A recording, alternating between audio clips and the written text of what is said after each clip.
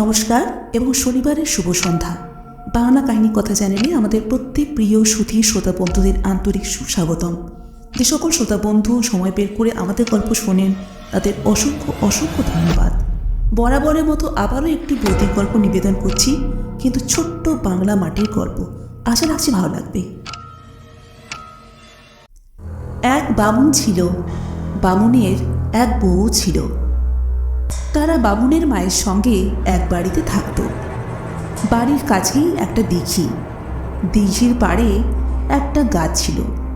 সেই গাছের ডালে একটা শাকচুন্নি থাকত। একদিন অনেক রাতে বামুনের বউ দিঘি থেকে এক ঘড়া জল আনতে গেল। ফেরবার সময় অন্ধকারে দেখতে না পেয়ে সে শাকচুন্নির গা ছুঁয়ে ফেলল। অমনি শাকচুন্নি রেগে আগুন হয়ে তার গলা টিপে ধরে তাকে নিয়ে ওই গাছের উপর চড়ে গাছের একটা কোটরে পুরে রাখল। ভয়ের চোটে বামুনের বউ তো আধমরা। শাকচুন্নি এরপরে বামুনের বউয়ের কাপড় পরে চুড়ি শাঁখা হাতে দিয়ে বউ সেজে বামুনের বাড়ির মধ্যে ঢুকে পড়ল। বামুন কিংবা বামুনের মা কেউই এই অদল বদলের কথা ঘুণাক্ষরেও টের পেল না। বামুন ভাবল ওরে বউ জল নিয়ে এলো, শাশুড়ি ভাবল ওরে বৌমা বুঝি এলো। পরদিন সকালে কিন্তু শাশুড়ির মনে হলো বউ যেন একটু অন্যরকম হয়ে গেছে। বউ ছিল রোগা দুর্বল, একটা কাজ সারতে তার 7 ঘন্টা লাগতো। আজ কেন অন্য মানুষ হয়ে গেল? হঠাৎ কেমন চটপট কাজ সারছে। একটুক্ষণ যেতে না যেতে বাড়ির সব কাজ সারা।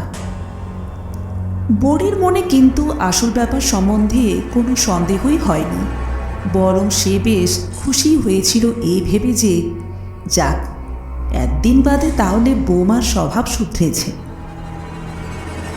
কিন্তু দিনে দিনে বুড়ি অবাক। আগের চাইতে অর্ধেক সময় রান্নাবান্না শেষ। পাশের ঘর থেকে বউকে কিছু আনতে বললে সেখানে হেঁটে যেতে যতখানি সময় লাগে তার আগেই জিনিস এসে হাজির। আসলে ব্যাপারটা কি হয়েছিল, পাশের ঘরে না গিয়ে বউ দরজা থেকে লম্বা একটা হাত বাড়িয়ে জিনিস এনে উপস্থিত করত। ভূত পেত্নীরা ইচ্ছে মতো হাত পা ছোট বড় করতে পারে যে। একদিন এই অদ্ভুত কাণ্ড শাশুড়ির চোখে পড়ে গেল। কিছুটা দূর থেকে বউকে সে একটা বাসন আনতে বলেছিল। বউ জায়গা থেকে না নড়ে অন্ধমনস্কভাবে 10 হাত লম্বা হাত বাড়িয়ে নিমেষের মধ্যে বাসন এনে হাজির করল। তাই না দেখে বুড়ি একেবারে হতভম্ব। বউকে কিছু না বলে ছেলে বাড়ি এলে মা তাকে সব কথা বলল। তারপর থেকে বামুনের মা আর ছেলে বউকে কড়া নজরে রাখত। একদিন বুড়ি ভালো করেই জানত যে বাড়িতে আগুন ছিল না, সেকালে দেশলাই ছিল না। আগুন নিভলে অন্য বাড়ি থেকে আগুন আনতে হতো। বউকে একবারও বাড়ি থেকে বেরোতে দেখল না, কিন্তু কি আশ্চর্য, রান্নাঘরের উনুনটা গনগন করে জ্বলতে আরম্ভ করল। তাই দেখে শাশুড়ি ছুটে রান্নাঘরে গিয়ে দেখে কাঠের বদলে বউ তার ঠ্যাংটা উনুনে গুঁজে দিয়েছে। ঠ্যাংটা দাও দাও করে জ্বলছে। শাশুড়ি আস্তে আস্তে সেখান থেকে সরে গেল।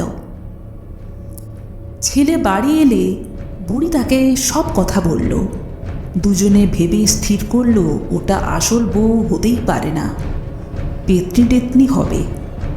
ছেলেকে ডেকে নিয়ে মা বউয়ের কাণ্ডকারখানা দেখালো। এরপর ওঝা ডাকা ছাড়া উপায় রইল না। ওঝা এসে বলল, আগে দেখতে হবে উনি সত্যি মানুষ না পেতনি। এক টুকরো হলুদে আগুন জ্বালিয়ে ওনার নাকের তলায় ধরতে হবে। এ এক অব্যর্থ পরীক্ষা। বামুন মা, কোনো ভূতের, তা সে বেটা ছেলেই ও কি মেয়ে ছেলে, 7 দিনেই যে হলুদ পোড়ার গন্ধ সহ্য করে। বাস্তবিকই তাই।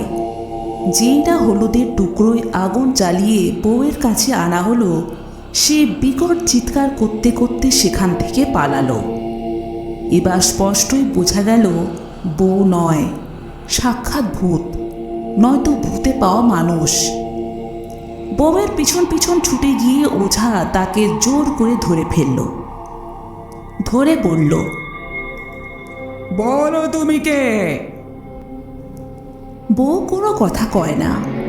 তখন পা থেকে চটি খুলে বউকে ওঝা আগা পাঁচতলা বিধান পেটাতে লাগলো। এমন মার ভূত জন্মে খায়নি। শেষটা আর সইতে না পেরে বিকট নাকি সুরে, কে না জানে ভূতেরা নাকি সুরে কথা বলে, সে বলে উঠল, চাঁদের ওস্তাদের সব বলছি। আরে বাপরে, গা থেকে ছালটা ছাড়িয়ে আনলি রে। এ কি গেল? ওরে আমি খারাপ কিছু নই, খাটি শাকচুন্নি। দিঘির পাড়ে বেল গাছেতে থাকি। বামনের বউ আমাকে রেতের বেলায় ছুঁয়ে দিল কেন? তাই আমি ওকে গাছের কোটরে ভরে রেখেছি, যে কেউ গিয়ে তাকে নিয়ে আসতে পারে। ও কিছু রাখলে না নে। ওঝা শাকচুন্নিকে ধরে দাঁড়িয়ে রইল। বামন দৌড়ে গিয়ে বেলগাছের গর্তের ভেতর থেকে আধমরা বউটাকে বের করে নিয়ে এলো। তারপর শাকচুন্নিকে আর এক দফা চটি পেটা করে নিজের গা ছুঁয়ে প্রতিজ্ঞা করিয়ে নেওয়া হলো যে আর কখনো বামনের কিংবা তার পরিবারের কারো কোনো অনিষ্ট করবে না। তারপর ওঝা তার মন্ত্র খুলে দিল। শাকচুন্নি ধুঁকতে ধুঁকতে বেলগাছে গিয়ে উঠল, আর সে কখনো কাউকে কিছু বলেনি। বউ বেচারির সুস্থ হয়ে উঠতে 2 মাস সময় লেগেছিল। তারপর মা বউ নিয়ে বামন অনেক দিন সুখে সংসার করেছিল।